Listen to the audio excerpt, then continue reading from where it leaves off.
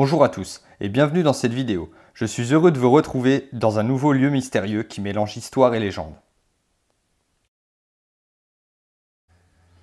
Je vous invite à vous abonner à la chaîne si ce n'est pas fait, ça m'aide à avancer et ça vous coûte qu'une seule seconde de votre temps. Vous pouvez activer la cloche pour être prévenu de chaque nouvelle vidéo. Si vous aimez la vidéo, mettez un pouce bleu et n'hésitez pas à laisser des commentaires pour échanger ensemble sur les lieux que je traite. Voilà. Je vous souhaite à tous un très bon visionnage. Place au générique.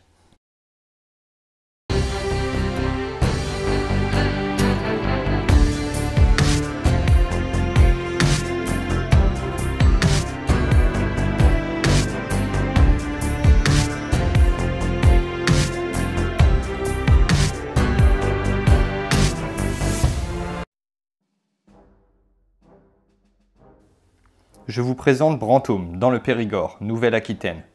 Une petite ville construite sur la Dronne, elle porte le surnom de Venise verte du Périgord et possède une grande richesse architecturale. Nous sommes ici pour s'intéresser à son imposante abbaye construite au pied d'une falaise en croissant au bord de la Dronne.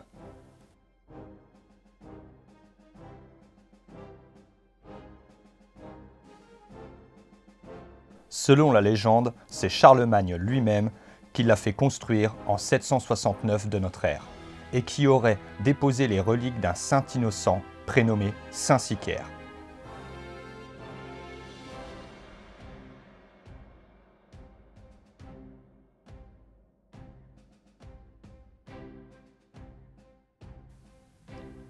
On va commencer par s'intéresser d'abord à son histoire.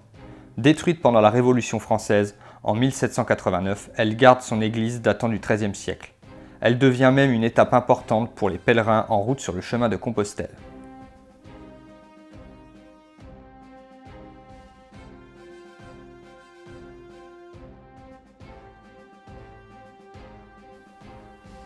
Au XVIIIe siècle, l'endroit est abandonné et les érudits commencent à étudier les lieux.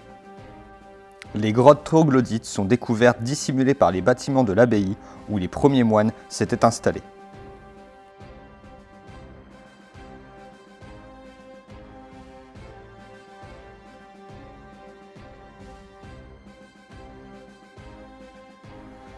Ils y découvrent des restes d'habitation et lieux de vie plusieurs fois modifiés en plus de 1000 ans, des pigeonniers creusés dans la roche calcaire, une fontaine miraculeuse dédiée à Saint Sicaire et les restes de pisciculture.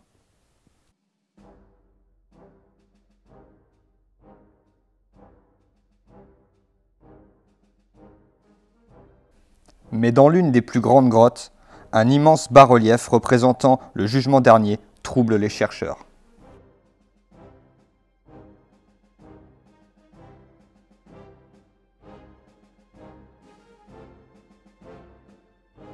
La sculpture possède des anges jouant de la trompette pour réveiller les morts, représentés par des squelettes macabres, des thèmes communs ou autres représentations du jugement dernier du Moyen-Âge.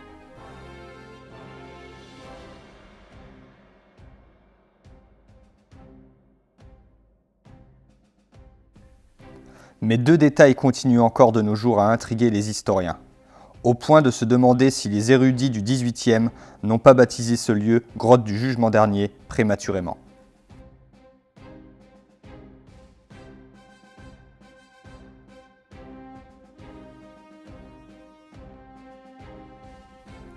Premièrement, Marie et Jean ne sont pas présents ici, pourtant clairement identifiés sur toute autre représentation du jugement dernier.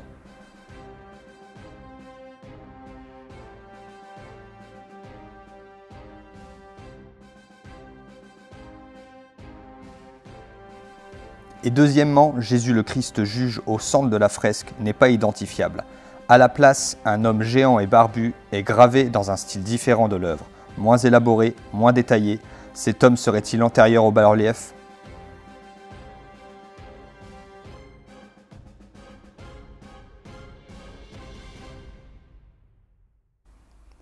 Contextualisons les choses. Durant la période d'évangélisation du pays, de nombreux monuments païens furent christianisés. On retrouve ainsi partout en France des temples détruits pour édifier des églises, des sources magiques transformées afin de devenir des sources de saints, des menhirs surmontés de croix et bien d'autres. Peut-être est-ce aussi le cas à Brantôme. Dans cette ancienne grotte, les Celtes auraient pu y prier à un ancien dieu qu'ils gravèrent afin de lui rendre hommage, ou bien afin de lui apporter des offrandes.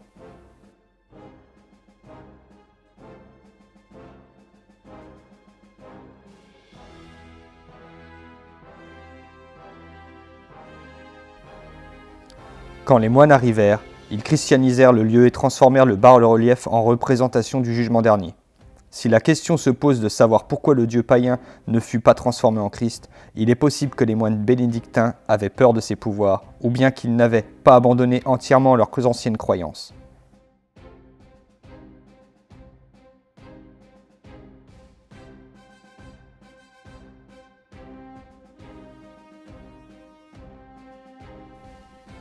La grotte aurait ainsi été dissimulée pour que personne ne puisse savoir qu'un ancien dieu, qui n'a rien à voir avec l'Église, était à l'origine de l'abbaye de Brantôme.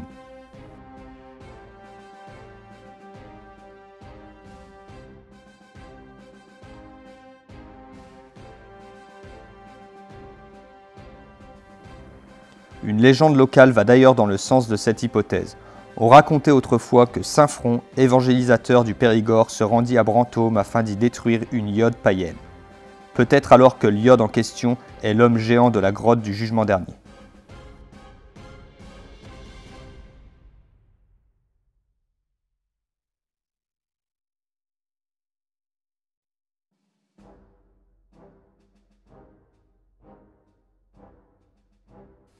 Diverses théories et rumeurs circulent de nos jours sur cet étrange endroit.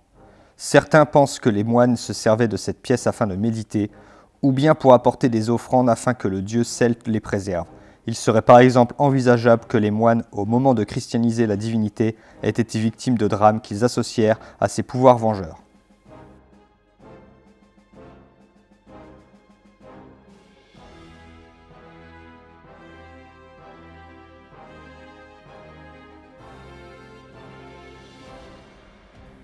Les moines auraient passé un millénaire à tenter d'apaiser ce dieu. Pour ne pas que d'autres drames surgissent, d'autres pensent sinon qu'ils y effectuaient des messes noires ou que la grotte servait autrefois de lieu de réunion dans le but d'établir un courant spirituel secret au cœur de l'Église, ou encore que le bas-relief cache un message codé.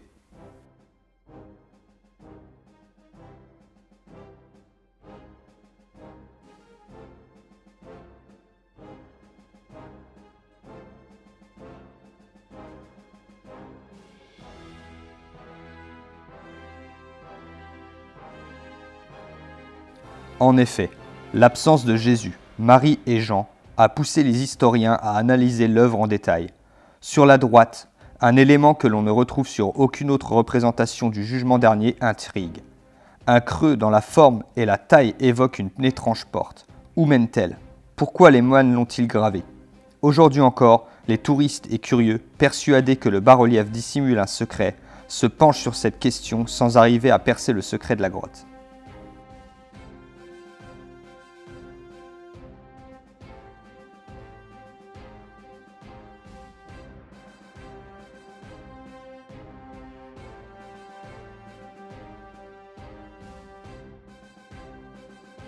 Un ancien dieu païen, au pouvoir incommensurable, dans les entrailles d'une des abbayes les plus anciennes du pays.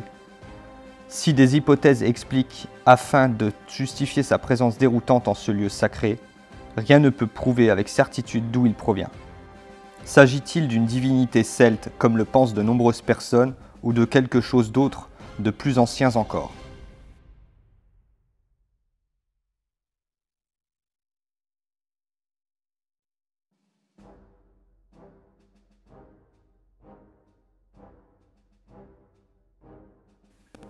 Les moines lui vouaient-ils un culte secret, ou au contraire en avaient-ils peur à tel point d'arrêter la fresque?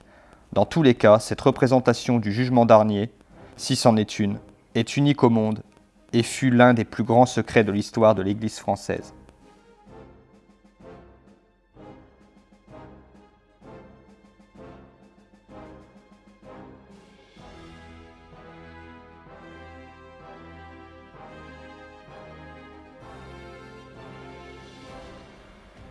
La seconde fresque datée du XVIe siècle et représentant la crucifixion de Jésus comporte aussi des anomalies.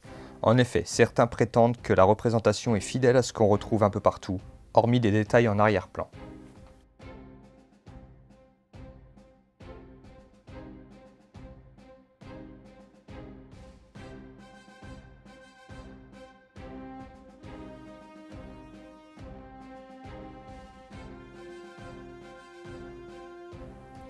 Historiquement, Jésus a été crucifié sur une colline à l'extérieur de Jérusalem nommée Golgotha. Et sur cette gravure, en arrière-plan, certains chercheurs affirment y voir une représentation architecturale occidentale médiévale plus qu'orientale.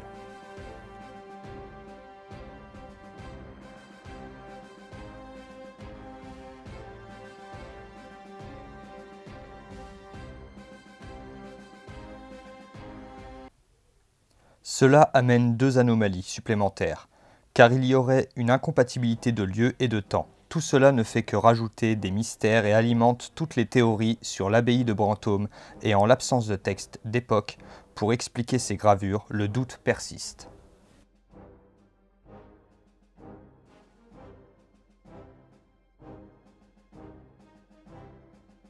Certains pensent que les moines de l'époque auraient pu mal représenter certains détails et d'autres au contraire qu'ils auraient voulu donner des indices sur certains secrets de la religion.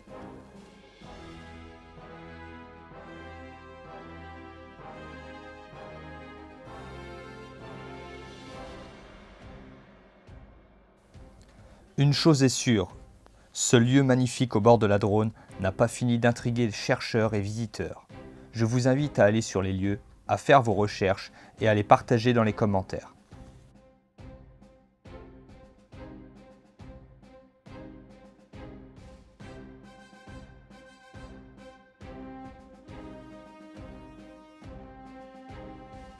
C'est ici que se termine la visite de l'abbaye de Brantôme.